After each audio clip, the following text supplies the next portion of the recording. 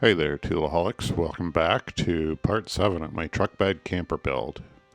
We're going to be doing some trim and installing some door and window hardware and giving it a paint job, mostly on the outside, a little bit on the interior trim of the doors and the windows. As you can see here today, the weather is not my friend. So anyways, here I am, and I am working on some exterior trim for the door. This pine trim that I'm using is pretty thin. I didn't really leave a whole lot of space for the tailgate to close up, so I had to use something pretty thin here. Anyways, I cut my miters and nailed it on with 16 gauge brad nails, and nailing it all in there. I got a bit of a reveal on the inside. Now measuring for the trim on the inside of the window on the door. When you're trimming a window or a door, if you measure all your pieces, instead of measuring measure your door or your window and cut all your pieces exactly the size that you need, then it works out a lot better than just piecing them together one at a time, measuring them one at a time. And it should build up nice and tight. I got my pieces cut, and then I got sick of getting rained on, so here I am, another day and a little better weather, and I'm going to install a doorknob into this door. I really don't enjoy doing doors and windows. They're kind of a pain, and you can mess them up pretty easily, and they got to be they're pretty fiddly. You got to get everything set plumb and straight so that your door all works properly. But if you spend the time and take your time doing everything, then everything will actually work really well instead of being crooked or lopsided or sticking somewhere. So anyways, lock sets are irritatingly all different. You have to read the instructions on every one. The spacing is pretty standard, but the way the lock sets work and go together is generally really irritating. They have to make every fucking one different.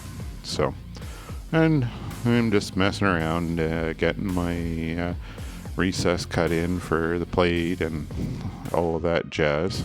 I used my trim router to cut the recess for the I don't know what the fuck you call it, the latch plate or whatever it is, and I'm also using my impact driver to put in the screws, which both of those are generally a no-no for if you talk to a professional carpenter. Then you should be using chisels, and you should be using a screwdriver instead of an impact driver. But this is built for me, and I don't really care if I make a little bit of a mistake, and I'd rather just get it done quick. So anyway, holy shit, wait, what? It works. Well, now that I got a working door handle, anyways, I'm gonna nail in my window trim on the inside. I'm using the thinner stuff again just because, it's what I had there. I don't know. I could have used the thicker stuff, could have used the thinner stuff. Either way, it would have been fine. As you can see, I'm gluing all the joints and nailing it all in with 16 gauge brad nails. And then once I've got it all nailed into place, I just if I have a little tiny gap or whatever, I can squeeze a little bit of glue into those gaps and it'll close them up, and then I just run palm sander over my joints and make them all nice and flush and smooth, and smooth out the wood a bit. Well, here I am on the inside here. I don't know what I'm up to. That's what I'm doing. I'm installing a second gas shock. I think I missed taking a video of the first one, probably because I knew I was going to fuck it up 7 times. It's really difficult to figure out the geometry to get these to work exactly the way you want, and as you can see, it's not the way I want at the moment, because it ends up lifting the window past 90 degrees, and that's going to dump all the rain into the camper. if the window is open in the rain. So later on I decided to change that, and here now we're gonna add some trim. So same thing, glue all your joints and cut all your pieces ahead of time so that you have your reveal, whatever you say you want your reveal is going to be, and a rectangle or a square, whatever it is, that's cut perfectly straight, and 45-degree cuts on the corners, and put it together instead of trying to mess around and measure one piece at a time. Once again, I'm using 16 gauge brad nails to nail everything in. Could use 18 gauge and you get a little bit smaller holes, but 16 gauge nails hold a little better, and I generally end up using them unless I'm putting them into MDF. Now you can see here I'm putting some wedges in. That's because my pieces of trim weren't all exactly the same thickness.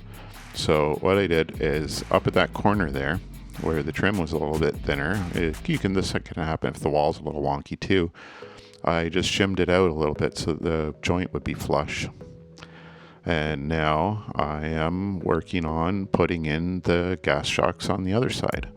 I probably would have been a lot better off opening the windows sideways, because then I wouldn't have needed the gas shocks. I could have just put a little hook on the outside. But the reason I decided to open them pointing up is because I wasn't paying attention when I was building the windows, and the first window that I put the hinges in and put together, I put the hinges on the top side of the window instead of on the side.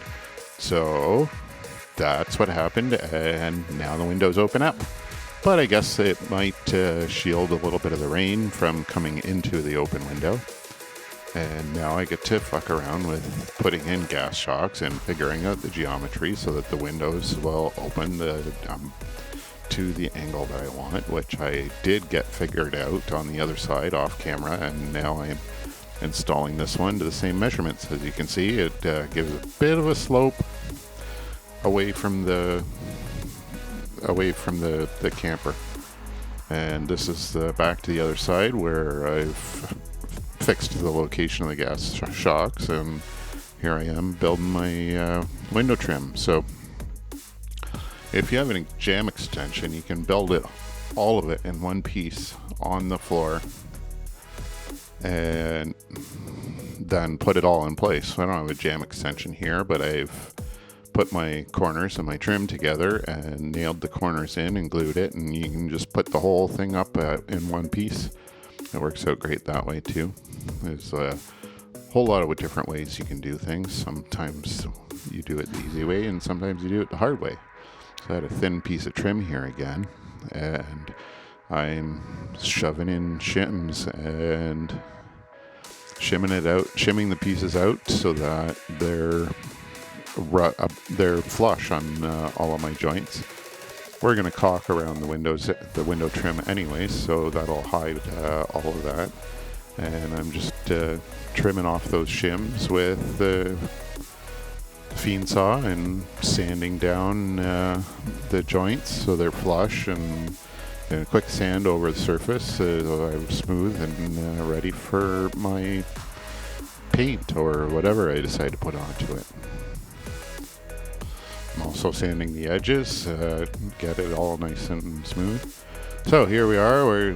I need a latch here on the two pieces of the doors. So I bought this latch and just wasn't exactly sure how the latch worked for its dimensions and stuff, but I found out it has kind of two settings if you pull a screw out for how far the latch pulls down. So the first time I put it on, I put the top on so that it would clear the door, and then I realized I could put it further down, so I did, and luckily the metal around the latch hid the screw holes, and if it didn't, that wouldn't be the end of the world. It's not a super fancy, super expensive door. Probably could be using a screwdriver for this, but impact driver is faster. And here we are, painting. Man, I hate painting. I really, really do not enjoy painting. So I'm using a urethane clear coat on the mahogany of the windows, And the pine window trim, I decided to keep it the natural wood, but we need to get it all nice and sealed up so that it's weatherproof and fingerprint proof, because I am a dirty motherfucker.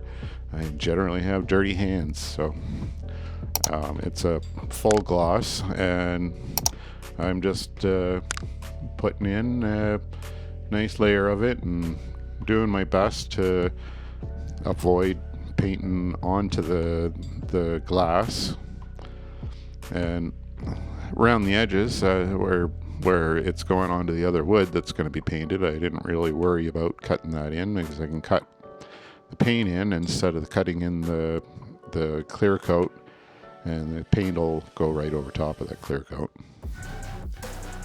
I'd say this part of the build is about as exciting as watching paint dry, but it's not drying yet, so I'm putting it on, and it's a lucky thing that this is a voiceover, because I probably said an awful lot of swears. I really, really do not like painting.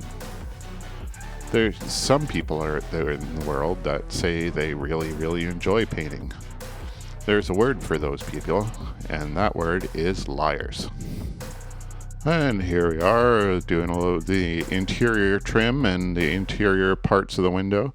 So I wanted to put on all of the clear coat before I caulked all the window, and I wanted to get the windows all sealed up and the door, because they sort of leak a little bit, because all the joints and everything need to be caulked still.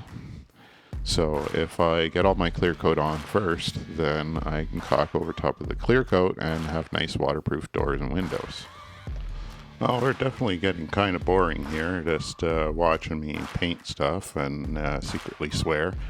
This would be a good time to talk about my sponsor if I had one. So if you're interested in sponsoring my channel and having some advertising on here, then get in touch with me. So after I did my first coat, it was kind of a rough surface, and what I did was I sanded it all down by hand to about 120 grit and put on a second coat. And that's how I got my nice, smooth, shiny, clear coat surface. I didn't bother filming the sanding it down and putting on the second coat, because, well, you've seen that kind of stuff before. You've seen me put the first coat on. You really don't need to see me do the second, although I do look pretty sexy, especially when I bend over and show you that maybe in another life I was a plumber. And we're going to paint the outside now. So I got an exterior latex paint, and I'm just going to start by cutting all my edges in. And I'm cutting the edges on the metal trim here because I want to get a little bit of paint in underneath of the edges where it gaps out a bit. I am going to caulk all of the edges so that it keeps the water out, but if I get my first coat of paint on, then the caulking will stick a little better. So after I got my edges cut in on the one side, and I roll it all on, and it's painting is painting. It's not really rocket surgery. You can do it. Anyone can do it. And if you're a professional painter and you think I'm doing everything wrong, then you should probably say so in the comments and tell people how to do it right, instead of an idiot carpenter that's got a paintbrush who sort of knows how to paint but isn't very good at it. As you can see, I'm using a cut can instead of painting right out of the paint can. That's because you want to be able to load your brush by pushing your brush into the bottom of the can, and that sucks the paint up into the brush on the inside of the brush, so that you're painting from the inside of the brush and not from the outside of the bristles, which lets you be able to cut nice straight lines. So I've got about an inch and a half of paint in the bottom of my cut can, and that lets me load up the brush properly. So I know I'm gonna be doing a second coat, so I'm not being super fussy with this. and now we're onto the roller. And yeah, it'd be nice if everything went in the same direction, but it doesn't matter a whole lot. We don't have any big open spaces, and I decided, got a little bit of paint on that piece of trim above the door, so I decided to just paint it instead of worrying about trying to clear it up. And yep, the paint goes on. Nothing real exciting about this, except for maybe when I bend over to do the bottoms and everybody gets to look at my sweet, sweet ass. Oh man, I really hate painting. And here we are around to the front, cutting in all the edges again, cutting in around the metal trim, trying to work it work a little bit of paint into the gap. And second verse, same as the first. Nothing new or exciting happening here, but you can see that I guess at least you get to see, even though it's sped up, the amount of time that I spent on it, so that you don't look at a YouTube video and think that oh well, painting it is only going to take 10 minutes. We're at 15 times speed right now, so it's quite a bit of work, takes quite a bit of time, even though it's not a massive area. When you got smaller areas to paint, they actually take as long as the great big fucking open wall. And we're getting lots of paint on there, and I'm gonna be painting the other side. That's you can't see right now, but I don't think I'm gonna film that. So here I am with white acrylic siliconized stretchy DAP caulking for exterior, for siding and stuff. And I've just got in my cut can there, I've got soapy water, and I got a rag in there. So if you dip your fingers into the soapy water, you can flatten out your caulking without the caulking really sticking to your fingers, and you can smooth it all out nicely, and it works pretty well. And I am definitely by no means an expert at this, but it's also like, I hate caulking even more than I hate painting, but someone's got to do it, and I don't think anyone's going to do it for me, so here I am. So right now I'm caulking not with the white stuff, and I'm not caulking any of the stuff that connects the white paint to the clear coat bare wood, but like natural wood with the clear coat on it, because for that I will use clear caulking, and the edges will blend together, and I don't make a mess with the white on the clear coat stuff. So just yeah, it's a tedious job, and it takes a long time, and you want to get everything sealed up nicely so that stuff doesn't leak. And I'm going to be able to paint all over all of this, so that after I paint, it's going to have the orange peel texture of the roller, and it'll blend everything in pretty well.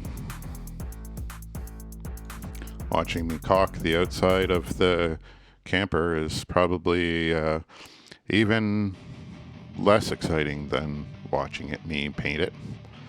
So the joint along the top there, it probably didn't need it to be caulked. It's going to be covered by aluminum fascia, but I figured I have enough here, so I might as well. And here I am cutting in all my edges again to put on my second coat of paint. I wanted to get a nice, heavy, thick coat of paint on the outside. It's less for how the camper looks and more just for weather sealing. The mahogany underlay that I used on the outside isn't particularly weatherproof. It'll kind of disintegrate eventually when it gets wet for a while. So if I get a nice thick coat of exterior paint on it, then that'll keep the wood from getting wet and keep it from bubbling or bowing out or disintegrating. And the white looks okay. It matches the color of my truck. I don't know why my camera decided to be stupid while I'm filming this one and go in and out of focus, but that's alright. I'm not that good looking anyway, so you really don't need to see all that clearly and in focus my beautiful, beautiful ugly face. If you've enjoyed this video, you should like and subscribe and leave a comment or any questions that you have in the comments. And if you didn't enjoy it, if you thought I was an idiot, then you should say that in the comments too. The next part will be coming sooner than this part did, where I'll be doing some interior trim and building the bed and things like that. Have a great day.